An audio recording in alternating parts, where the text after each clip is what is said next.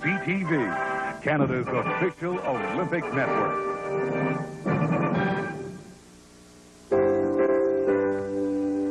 The pressure is on. Curtis Hibbert and Alan Nollet have clinched the only two Canadian Olympic men's gymnastics berths. But with weeks before the Olympic Games in Barcelona, every chance to run through a routine in a competitive situation is taken advantage of. Today, Hibbert and Nollet will face Canada's best as they concentrate and compete at the Peps Arena. Laval University is the site for the Phillips Men's National Gymnastics Championship. Quebec City, the capital of La Belle Province and also the home of the National Assembly, this weekend is hosting the Phillips National Men's Gymnastics Championships. And joining me now is Larissa Lowing, a former national champion. This is an Olympic year. Does that take anything away from this event? Not at all. This is the one time the Canadian athletes can come together in a team situation, not necessarily an Olympic one, but just have a little bit of fun. Rob Doyle burst on the world scene at the World Championships recently in Paris, but he doesn't have a chance to qualify for the Olympics. Does that mean that he's sort of going to have a letdown here? Not at all. Rob is still very young. Unlike Curtis Hibbert, who is a veteran of the team, Curtis has World Championships behind him and Olympics behind him, and Rob still has lots of time to just put together his name and make himself recognized. Plenty of youth on display as we do a little crystal ball gazing today, a peek into the future of men's gymnastics.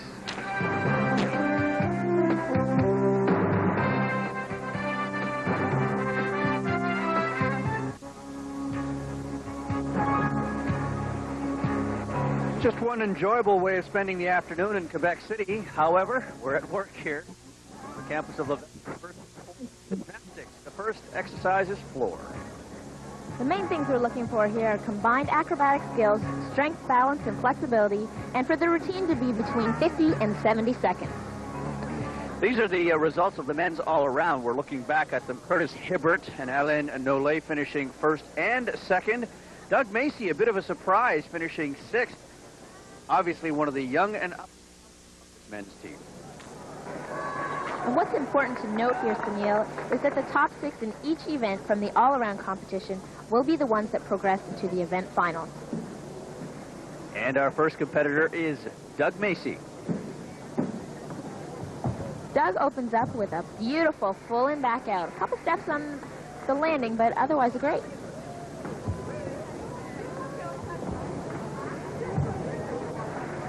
Doug has something in common with Curtis Hibbert. They share coaches, and they both train at the Academy of Gymnastics.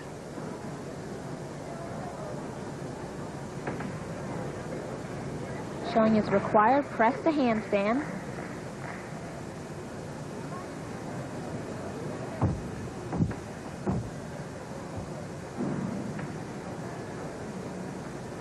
Larissa, you were saying that Doug has developed considerably in the last little while. Any reason why? Well, definitely. Doug has been a comer in the last year.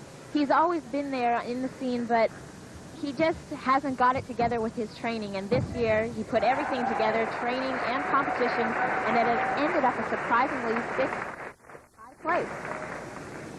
I wonder how much Masaki Naosaki has to do with that. I'm sure a great deal. Now, of course, is the coach of Curtis and Doug Macy.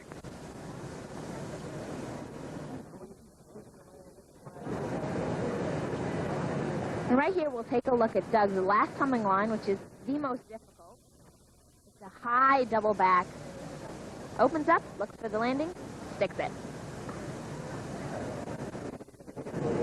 Waiting for his marks, not for long, 9-3-0 for Doug Macy on the floor. Up next is Rob Doyle.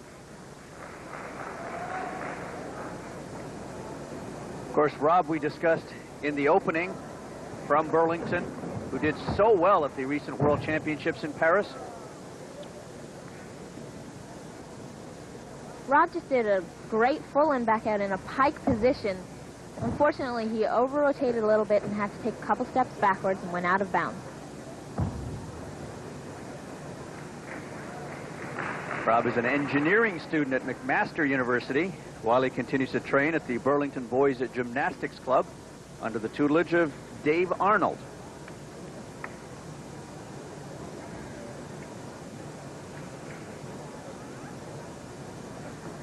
Rob shows a nice two front stummies into a full twisting dive roll, adding a little bit of flair to his routine.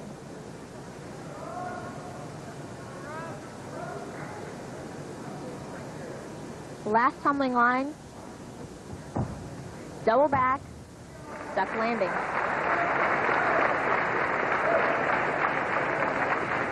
So apart from the slight stumble on the opening sequence, generally clean performance, wouldn't you say, Larissa? Definitely a clean performance by Rob.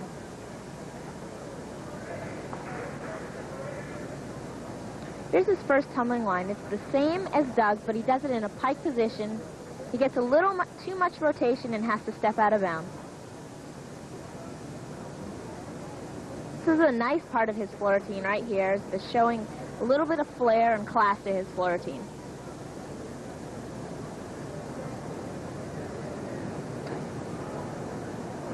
And again, the last tumbling line. Getting tremendous height on it, doesn't he? Certainly does. Rob Doyle, 19 years old, and coach Dave Arnold. Going over the routine one more time. 9-4-0. Puts him in the lead for the time being. Our next competitor, 17-year-old Eric Santange.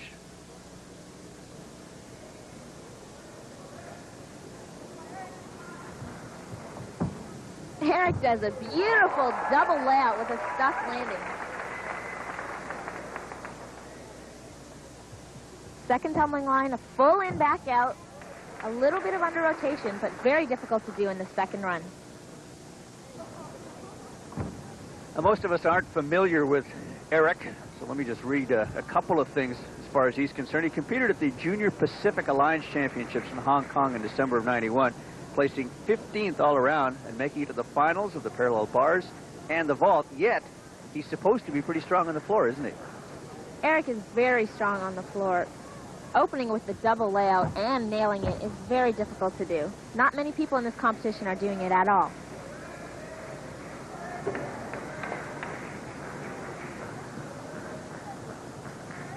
If he can just stick this last tumbling line, he should be assured the gold medal. And he does it, a perfect double back, stuck landing. Well, let's see if your prediction is correct. Does he get the marks to win the gold in this event? This is an excellent tumbling line. It's a round effect handspring, double layout, straight body, and a perfect landing.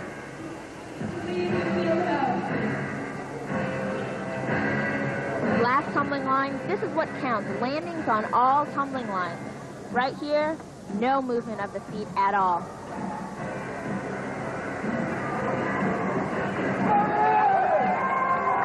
Eric Santange.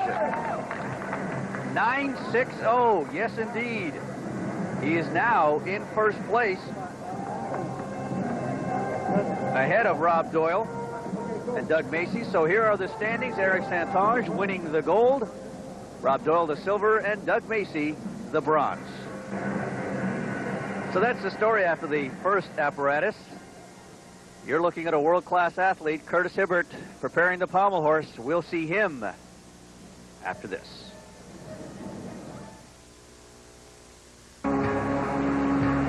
Back to the competition we go for the pommel horse. That's exactly what you're looking at, Larissa. Well, the main things to look for here are the scissoring and circling movements, the continuous execution, and most of all, for the athletes to use all parts of the apparatus. This is the second event of the competition. The first gold medal going to Eric Santange. That was on the floor. This is Curtis Hibbert. He's been a star of this team for a couple of years now. Well, it's hard to believe that Curtis has a weak event at all, but if you talk to him, he says this is it. Starts with very nice double leg circles, moving across the horse. Back scissors and front scissors.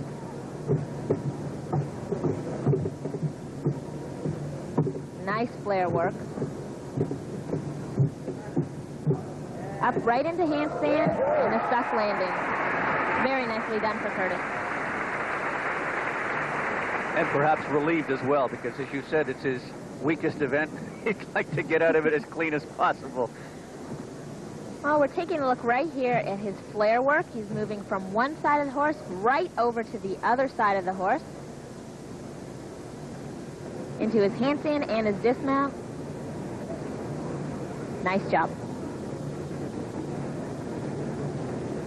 You know, you were talking about this perhaps being his weakest event, yet he's in 5 of the 6 finals, which certainly shows a certain amount of consistency on his part. A 9.50 for his mark on the pommel horse.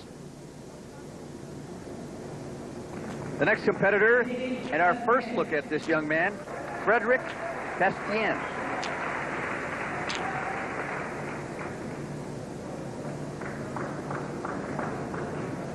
Well, being from Quebec, I'm sure that Frederic has all the support of the crowd here. Frederic and Eric Saintonge share coaches. Serge Castanguet. Fred's working very well, showing his back scissors and his front scissors.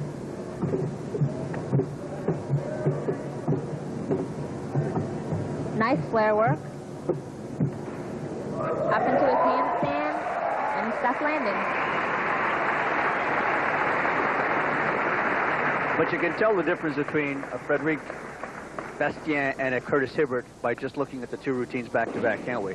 Absolutely. Curtis is a seasoned athlete, and this is Fred's, I'm sure it's his first year on the senior national team, and he's going to need a little more experience just to get a little more consistency. He's 21 years old. Can we expect to see him at the Commonwealth Games, perhaps in a couple of years? Perhaps. He's doing very well this year, and I'm sure with more experience that he'll get a lot better in the coming years. Well, the judges weren't all that impressed with the routine. A 9.25 he gets on the pommel horse, which is good enough for 3rd place at this point. This is Sean Jakerin. Sean's had a little bit of problems in the past with the pommel horse, and I'm sure he just wants to go out there and show everybody that he actually is very good on it.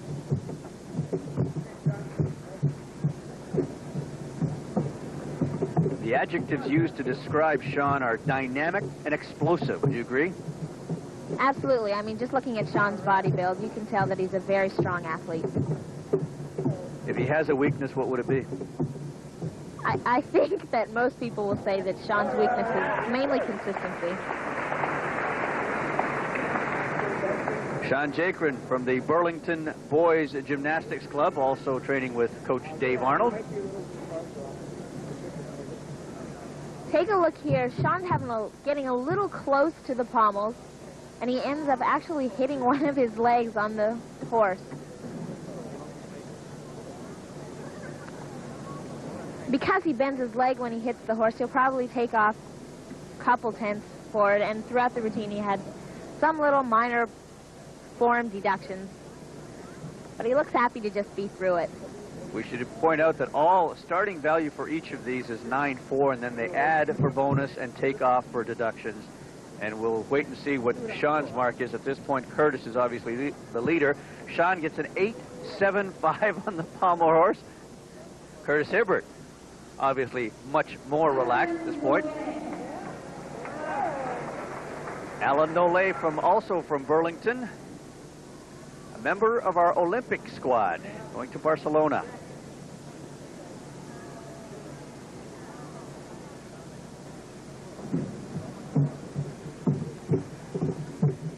Right off the bat, what you notice difference between Alan and Curtis is the fact that Alan is a lot tighter and cleaner in his movements than Curtis is.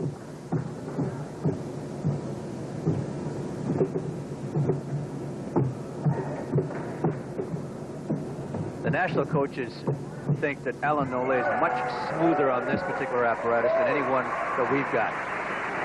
Because he's such a small gymnast, too, his lines and everything just looks that much tighter and cleaner. Larissa, you mentioned that because of his size, that his lines are a lot cleaner. Does it cause him any problems when he's doing the scissor work? Not at all. The only difference is that he looks tighter than Curtis would, because Curtis is a bigger gymnast, he has more muscles, and although Curtis is being as tight as he possibly can, his lines just look less clean than Alan's do. Well, the judges certainly agree with you, because a 9.60 gives him the gold in the pommel horse. Looking at the standings, Curtis Hibbert finishes second, and Frédéric Bastien the bronze. Not bad for Frédéric Bastien. First year on the senior team. The competitor is moving to the rings, and we'll see who will be the Lord of the Rings in a moment. This is what we're doing, and that must be some of the artwork on display in Quebec City. But let's get back to business, Larissa. The rings. Well, the things that you want to be aware of in this event are, number one, the strength and swinging movements, and that the rings are suspended 275 centimeters in the air. And the first competitor is Rob Doyle.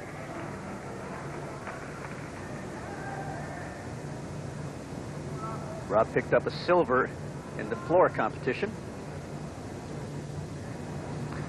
Well, Rob's being lifted up here by his coach, Lauren Bobkin, who actually retired from the national team after the Commonwealth Games in 1990. Rob's first strength move.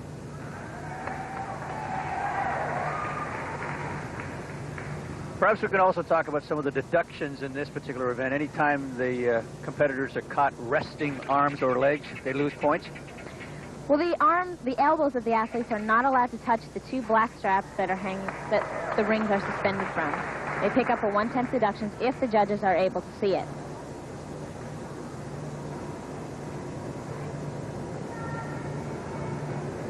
In conversation with Rob, not making the Olympic team, or not having a chance at the Olympic team, he claims wasn't all that disappointing, because he's pointing towards 96. Well, Rob is very young, and he has all the time in the world. He's doing very well right now. He's making a reputation for himself, and by the time 96 comes around, he'll be in peak form. And one of the few athletes who's combining an engineering degree with gymnastics. I mean, gymnastics is tough enough, but trying to study engineering as well. Definitely not as tough as this iron cross, though. Rob Doyle, a 9.50 on the rings. You're looking at Alan Nollet, and if they ever handed out medals for perseverance, this young man would certainly be in line for one. But he'd prefer to pick up a medal in Barcelona, which is where he's headed in July.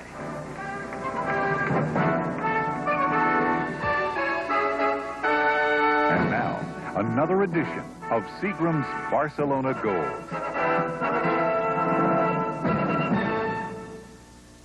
Trained since January, and I've built up.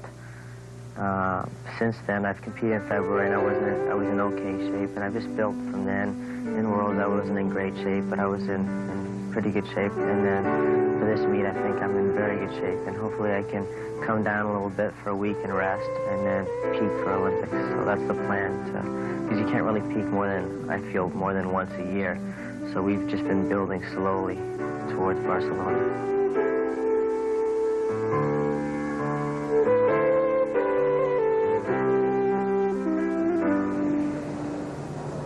Part of that build-up to Barcelona, the national championships in Quebec City. Alan Nollet on the rings. Well, Alan's had some problems in the past with his shoulders, and this is a very difficult event to do when you have sore shoulders. But looking at that strength move, he doesn't look like he's having problems at all. Alan is a real estate agent. We were talking about how Rob Doyle combines school with gymnastics. The real estate market being what it has been the last couple of years, I wonder if Alan's having such a great time combining the two as well. He's working very well here. Nice dismount, a full in a pike position, just one step to the side. Is that a 1/10 of a point deduction, perhaps? Yeah, he'll probably take 1/10 of a point, maybe half a tenth.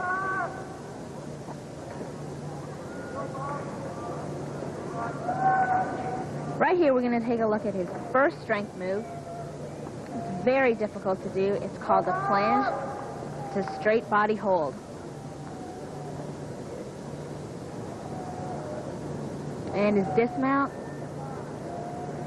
very nicely done. Just one step to the side.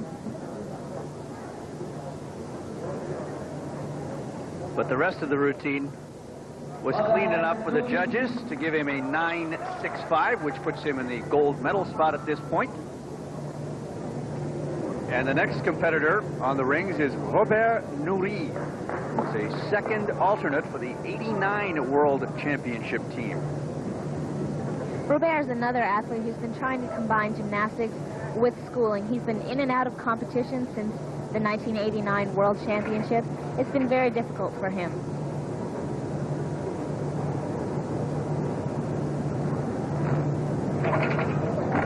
Robert really loves this sport, so he just stays in as much as he possibly can. He trains as often as he can and pays off here.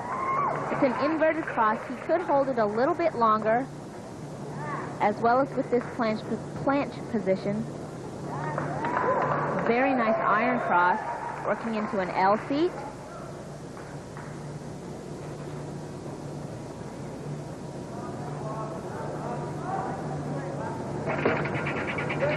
Very nice dismount, a double layout, one hop back, but very nicely done.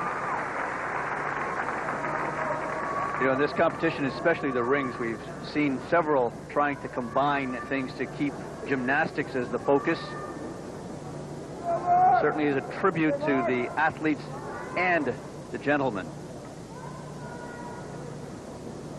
This is one of his strength moves, a planche position. Not quite as low as Alan Nollet did, but very respectable.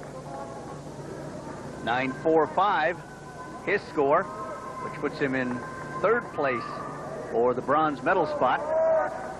Our first look at Mark Van Wyck, a Westerner. Well, actually, he was born in Brantford, but now lives in Calgary, Alberta, and another student at the University of Calgary. Mark is also another newcomer to the senior national team. He did very well as a junior. Showing here his strength moves, the back lever. Working right up into handstand position.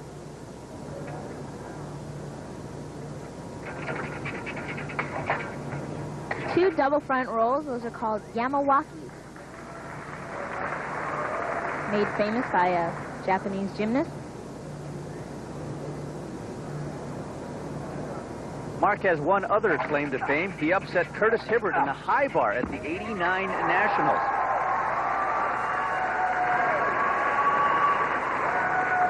Well, that was a great job for Mark. He should be very happy with that. Take a look at one of his strength moves. It's an L seat in an iron cross position. Right into a back lever. Very difficult to do. Another one of his difficult moves here. These are two double front rolls. It's very hard to do these and keep the ring still at the same time with as much momentum as you have. Mark Van Wyck from the University of Calgary, and despite that energetic routine, he gets a 9.30. Obviously not pleased with the judging. So the standings in the rings competition, Alan Nollet with the gold, Robert Nouri picking up a bronze. And after a short break, we'll be vaulting forward into the fourth apparatus.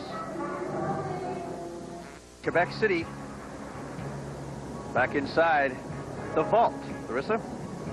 The main things we want to look for here are the quality of acrobatic element, the length and height of the vault, control.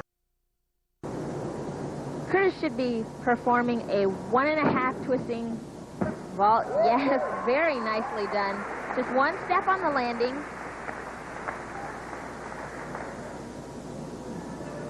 Curtis, of course, won a bronze at the World Individuals in Paris recently on this particular apparatus, the vault. I wonder if this competition after having gone through that and just gone through the Olympic trials. Can we expect any sort of a letdown here?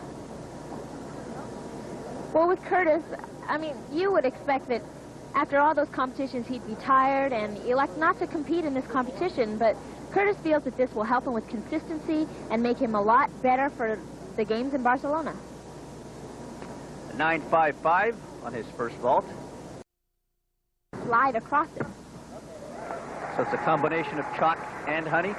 And whatever else they feel like putting on in there.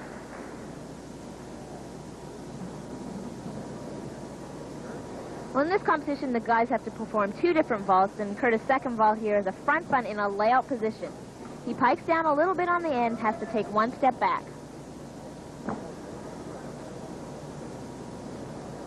Once again, a sigh of relief from Curtis, a 9.40 on the second vault, coupled with the first vault, a 9.475, his 2-vault average. Peter Schmidt is the next competitor.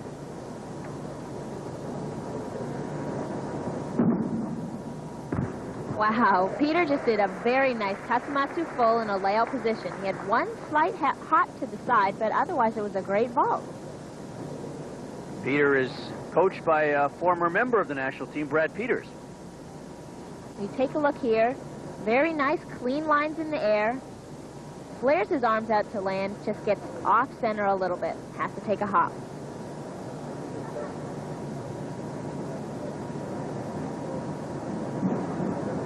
A 9.45 on his first vault for Peter Schmidt. We've been taking a look at the artistic gymnastics. We're also going to take a look at rhythmic gymnastics later today. The Olympic trials for rhythmic gymnastics. The women's artistic gymnastics team sending 6 members plus an alternate. Curtis Hibbert and Alan Nolay on the men's squad, and we will determine who will go from the rhythmic gymnastics side. All of that coming up later today. Peter's second vault, Katsumatsu's layout, a couple steps backwards. It's not a very strong vault. My guess is that Peter just wasn't prepared for the finals, and with the new rule that the guys have to compete 2 different vaults, he had to compete a layout. He's very tight again in the air. Just a couple steps on the landing.